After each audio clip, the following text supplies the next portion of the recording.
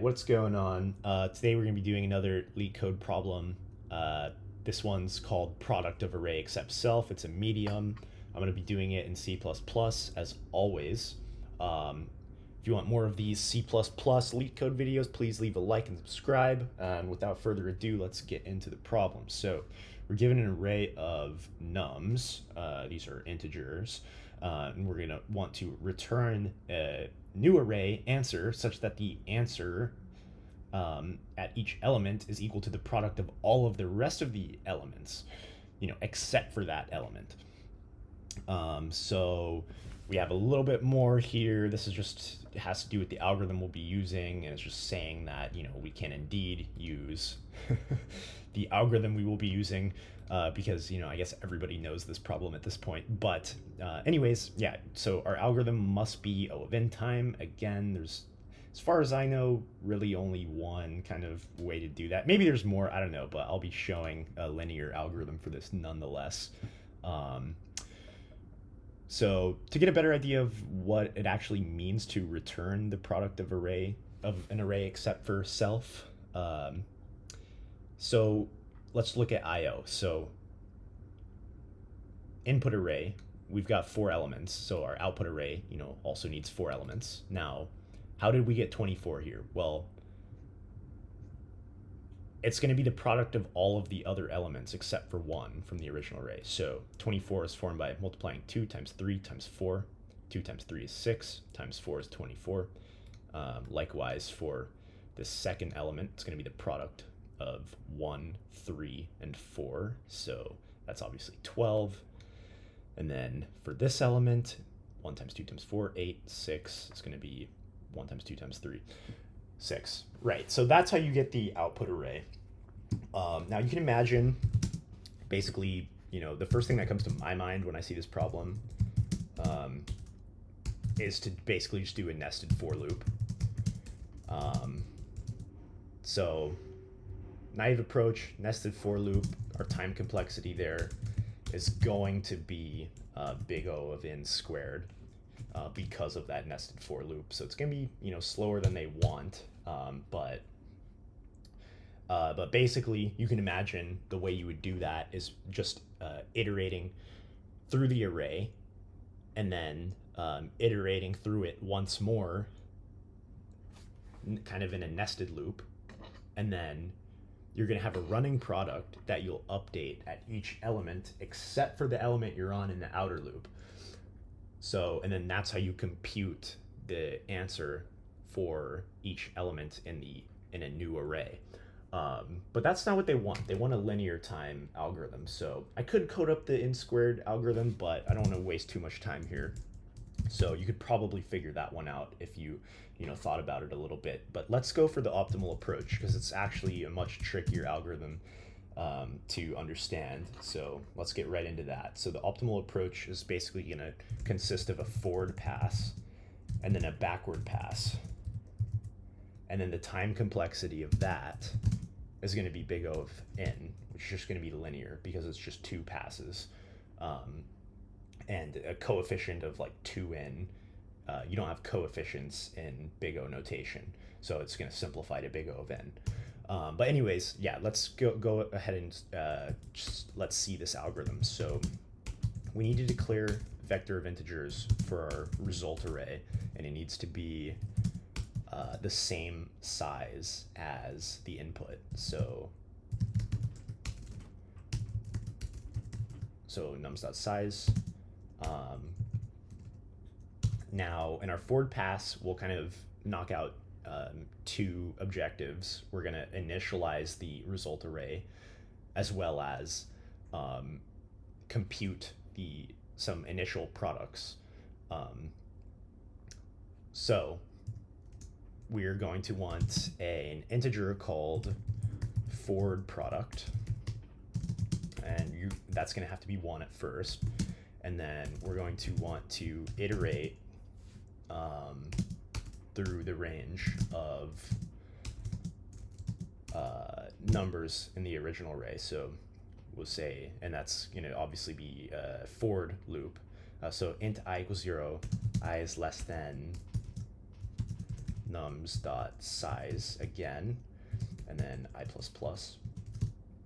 And then to initialize this array, we're going to want to, at first, set the element at this position in the result array to just be equal to the forward product. And then we're going to want to update the forward product to be equal to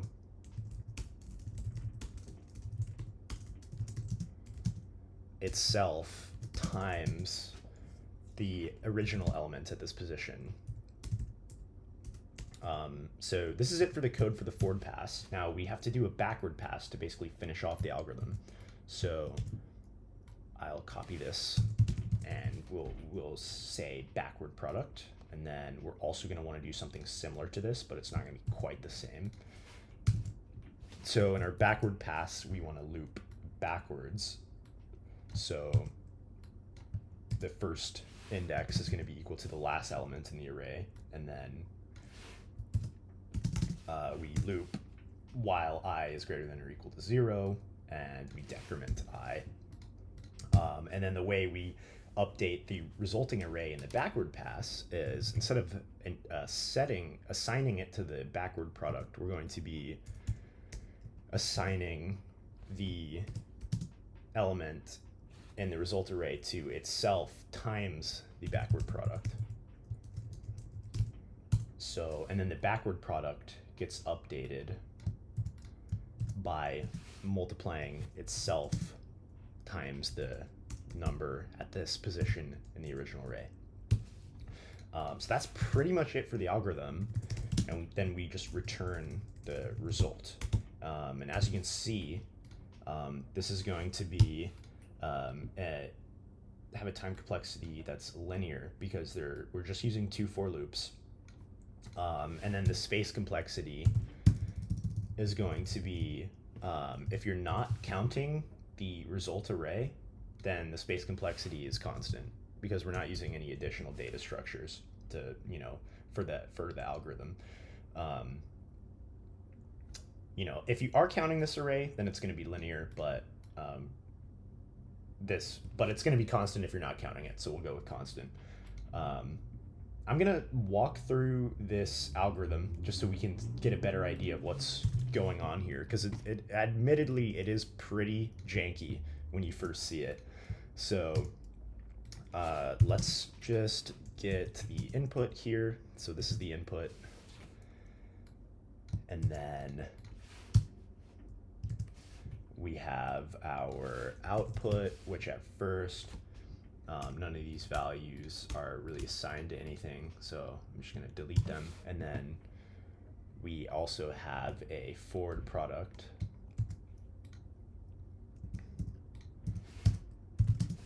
We also have a forward product, which is going to be equal at first to 1. And then a backward product, which is equal at first to 1 as well.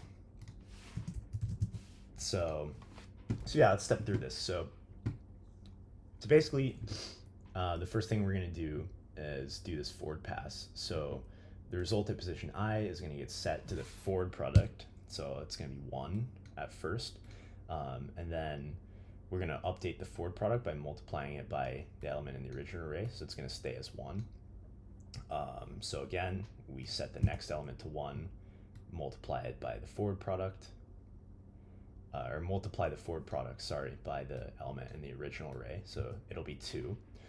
Now this will be 2. We multiply it by the element in the original array. So we get 6, and then we set this to 6. So that's it for the forward pass. Technically we would multiply, then the code would then multiply forward product by 20 or by 4, sorry. So then we get 24, but we'd be done using it at this point. So I'm gonna get rid of it just for simplicity here. So now for the backward pass, we are going to first multiply the element in this by the backward product, the element in the result array by the backward product. So we get 6, and then we update this by multiplying it by element in the original array, so 4. Then we multiply by backward product by the result at the next position, so we're going to get 8. And then to update the backward product, we multiply by the element in the original, so then we get 12. Multiply by, set the position in the output array to itself times backward product, so then we get 12.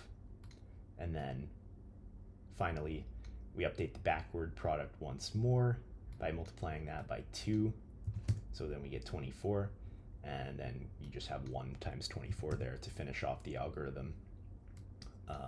And then this is going to stay as 24 because 24 times 1 for that last multiplication. But we don't use the last one.